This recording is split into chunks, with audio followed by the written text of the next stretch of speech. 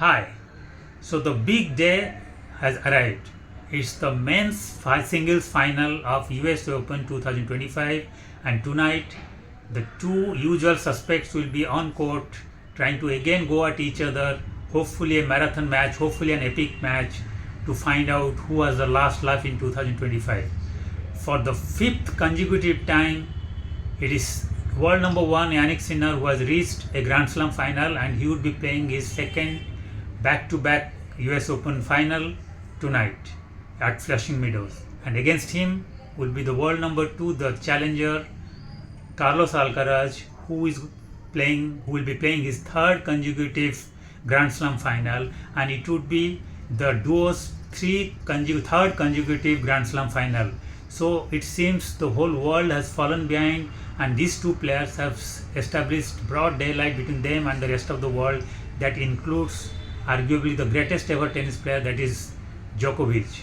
So it seems nobody can reach close to them, nobody can touch them, nobody can beat them at the Grand Slams, and it is Sinner and Alcaraz for the third consecutive time going to slug it out, going to go after each other tonight at Flushing Meadows in the US Open final. The record this year has been one each. Sinner had beaten Alcaraz in the Wimbledon final, but barely fortnight before, Alcaraz had beaten Sinner in an epic marathon five-setter after being down match points. So yes, this is going to be a continuation of the epic rivalry between the two players, which has now got an epic status. Now it has become the same kind of rivalry that Nadal and Federer, or Nadal and Djokovic and Federer had for almost decades. So now it's a little irony, because 6-7 years back it was considered that the whole world cannot even reach close to the three musketeers, the greatest ever tennis players, Federer, Nadal and Djokovic. And then 2 to 3 years back it looked Djokovic would be untouchable, invincible, nobody can reach him, he was going to just walk away with the Grand Slams. And now 2 to 3 years down the line, things have completely changed. It looks Sinner and Alcaraz are untouchable, the whole world has fallen behind, and it will be once again an epic final. And if you go by the performances and the achievements, yes, Sinner is the undisputed world number one.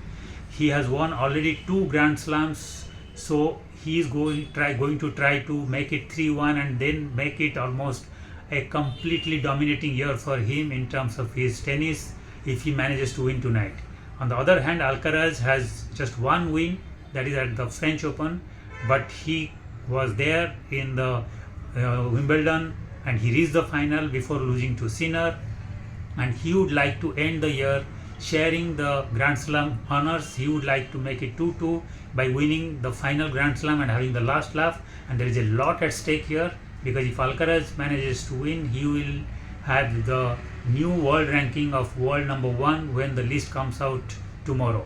So it's just not a US Open title at stake, it's not just one more Grand Slam is at stake, it's also the world number one ranking at stake. So Alcaraz, who was world number one in 2022 before Sinner steadily rose in the ranks and snatched it from him, has a chance to really take the best possible revenge by not only beating the defending champion at the final of the US Open, but also to snatch the world number one ranking. And if he manages that, he would be fully justified to have that number one ranking, because it has been an awesome and fabulous year for him, and irrespective of whether he wins it or not tonight, he would feel very, very proud of what he has achieved in 2025 in the tennis circuit. He has had a 60 match winning streak overall in this 2025, which is the highest among all the men's tennis players. He has had 36 wins out of last 37 matches on a tennis court, the only loss coming in at the Wimbledon final. He is leading 14 out of 14 games, he is leading 9-5 against Sinner in terms of win and losses. That means he is winning double the number of matches that he is losing to Sinner. So he has clear dominance over Sinner. It is slightly tighter in case of in the case of finals, where the record is 4-2 still in favor of Alcaraz, and in terms of Grand Slam it is still even tighter, because Alcaraz has a 3-2 ratio in terms of win and lose, But again, there also he has more wins, that is, he has won 3 and only lost 2. The 2 losses that he had was at the 2025 Wimbledon, that was the last of the matches they had played against each other, and also one in the 2022 quarterfinal of Wimbledon. So both the losses he had against Sinner at Wimbledon.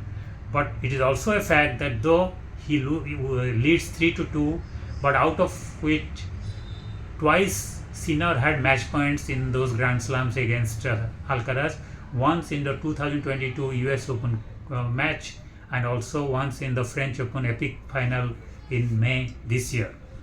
So yes, the statistics wise, head-to-head wise, performance wise, Alcaraz is clearly dominant over Sinner, but in terms of overall dominance and in terms of his ability to win the big matches and the ability to be perfect with least amount of errors and being like a almost winning machine, Sinner is unparalleled, untouchable.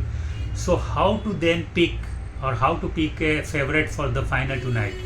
It is very tough. Nobody can be sure, nobody can predict who is going to definitely win it. Nobody can put all his money at the table to say either Alcaraz or Sinner is going to definitely win. But if I am asked that question, then my answer would be on 3 parameters. The first thing is, if both the players play their best possible tennis, then I think Alcaraz has an advantage over Sinner, because he has the kind of tennis, he has the kind of shots which nobody among the contemporary players have. So I think he can create magic and he can create winners out of nothing. So yes, if both the players play their best tennis, Alcaraz would be slightly favorite. If both the players will play the way they have been playing this year's US Open, again I think Alcaraz would be slightly favorite, because Alcaraz has been playing flawless tennis, because he is the player after Federer and Djokovic who has reached the final without losing a single set in the entire US Open journey this year. So if Alcaraz and Sinner play as per their performance in this US Open so far, Alcaraz will be slightly favorite, because Sinner has struggled a little bit against Shapovalov, where he lost 1 set, and also in the semi-final against Aliciame. So he is looking slightly scratchy, and if they play according to their form in this US Open, then Alcaraz will be slightly favorite. But if Alcaraz plays like the Alcaraz of the last 2 years, and Sinner plays like the Sinner of the last 2 years, and their overall performance would be like what they have been on an average day in the last 2 years, I think Sinner would be a favorite, because Alcaraz has been known to be a little inconsistent, known to going for the impossible magic shots because of which he may commit a few unforced errors. And if he does that, if he is 5% below par, if his service suffers a 5% dip, because he has been fantastic with his service in this US Open so far. So if he comes down to earth with his own performance by even 5%, and if Sinner plays the way he has been playing consistently in the last 1 year or 2 years, then I think Sinner would be the favorite to win this. So it will be interesting to see how the 2 players start performing from the word go in the final. Who holds the nerves better, who is more consistent, who commits less unforced errors, and who is more clinical at the crunch situations. So it is still a 50-50, but going by the current form and going by Alcaraz's performance in 2025, I would put him just a little bit favorite against Sinner, but it will be just 51-49.